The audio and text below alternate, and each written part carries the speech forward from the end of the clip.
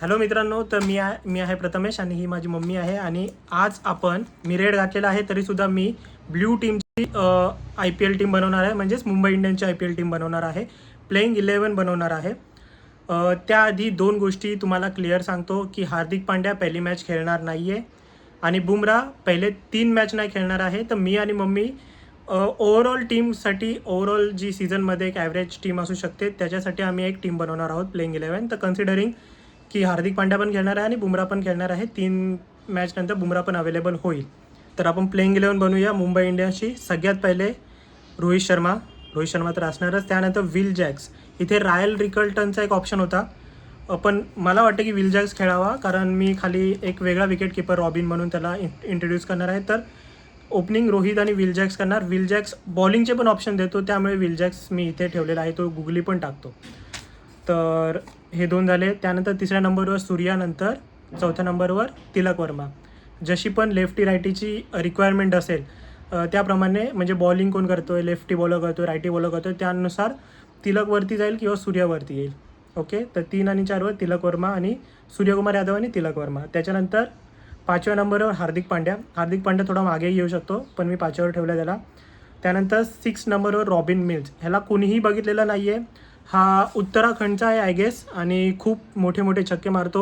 Height कमी आहे आणि तो थोडासा आकाश चोप्रा जसा बोलतो की वेस्ट इंडियन प्लेअरसारखा वाटतो खेळताना, सिक्सेस मारताना. तर तो आहे. मम्मीला याची काहीच आयडिया नाही आहे की रॉबिन मिल्स कोण आहे. तर मम्मीला पण ते सरप्राईज असेल आणि तुम्हा सर्वांनाही ते सरप्राईज असेलच. आणि मला वाटतं की तो पहिल्या मॅचमध्ये खेळणार आहे. जर रायल लिकंटन नाही खेळला तर रॉबिन मिल्स खेळणार आहे. त्याच्यानंतर नमन धीर. मागच्या वर्षी लास्टचे 3-4 मॅचेस त्याला भेटले होते आणि त्या 3-4 मॅचेसमध्ये त्यांनी खूप फास्टमध्ये एक दोन त्याची इनिंग बघितली, खूप फास्टमध्ये त्यांनी 50 मारली होती. तर तो एक फिनिशरचा रोल आपण तो इथे करू शकतो. ही झाली बॅटिंग लाईनअप. एकापेक्षा एक तगडे बॅट्समॅन आहेत मुंबई इंडियन्समध्ये. हार्दिक पांड्या कॅप्टन आहे ऑफकोर्स आणि रॉबिन मिल्स विकेट कीपर.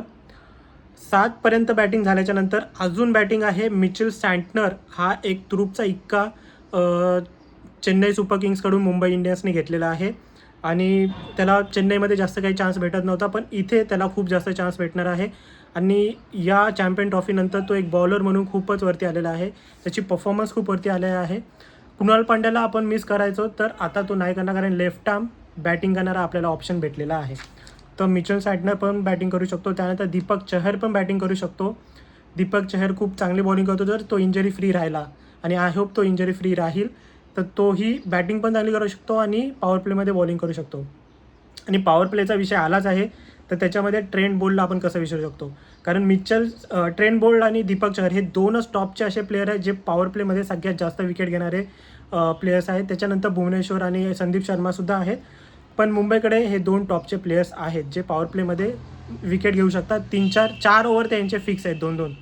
त्यानंतर बुमराह 11व्या नंबरवर, जो आपला सगळ्यात मोठा मॅच विनर आहे. आपलाच काय, इंडियन टीमचा सगळ्यात मोठा मॅच विनर आहे. मेन गोष्ट अशी आहे की बुमराह यावेळी 3 मॅच खेळू शकणार नाही, पहिले 3, कारण तो इंजर्ड आहे.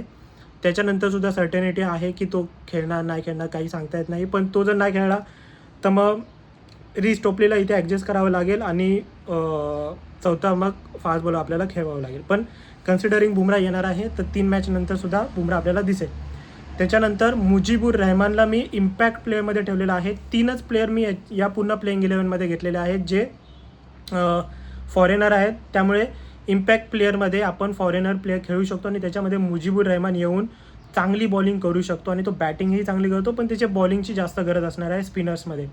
तर मिचेल सँटनर आणि मुजीबुर रहमान सेकंड बॉलिंग करताना दोन्ही स्पिन करू शकतात. आपल्याकडे हार्दिकचा पण ऑप्शन आहे. तर अशी आहे मुंबई इंडियन्सची ही टीम. सगळ्यात जास्त ताकदवर टीम आहे. मम्मी, तुला काय वाटतं, ताकदवर टीम आहे की नाही मुंबई इंडियन्सची? सगळ्यात जास्त आहे की तुला वाटतं की त्याच्यापेक्षा चांगली चेन्नई पण असू शकते, RCB पण असू शकते? नाही, मुंबईची चांगली आहे. मग तुला काय वाटतं, मुंबईला तू 10पैकी किती पॉईंट्स देणार आहेस? 10पैकी किती मार्क? 9. आणि 1 मार्क का खाल्लास? 1 मार्क का, कुठे कमी पडला 1 मार्क? मी असतो तर मी तर 10पैकी 10 दिला असतं, पण बुमराह नाही आहे पहिले 3 मॅचेस, त्यामुळे मम्मीने त्याला 1 मार्क काढलेला आहे. आणि हार्दिक पांड्या का नाही आहे, कारण तो मागच्या वर्षी त्याला काहीतरी लागलं होतं, स्लो ओव्हर रेट, त्यामुळे तो या फर्स्ट मॅचमध्ये बॅन असणार आहे. तर ही आहे मुंबई इंडियन्सची टीम. मलासुद्धा 10पैकी मी याला 9 मार्क देतो आणि मम्मीनीसुद्धा याला 10पैकी 9 मार्क दिलेले आहे. मम्मी, ही टीम क्वालिफाय करणार की नाही, प्लेऑफ्समध्ये जाणार की नाही? करणार. आणि ही टीम फायनलमध्ये दिसू शकते की नाही? दिसेल, कारण या टायमाला चांगलीच आहे ही टीम. हा ना. मग तुला काय वाटतं, कोणता असा प्लेअर आहे जो सगळ्यात जास्त रन बनवेल मुंबई इंडियन्ससाठी? मला नवीन प्लेअरचं माहिती नाही, पण जुन्या player पैकी सूर्या जास्त करेल. मम्मीच्या मध्ये सूर्यकुमार जास्त. मलाही तेच वाटतं, सूर्य किंवा तिलक.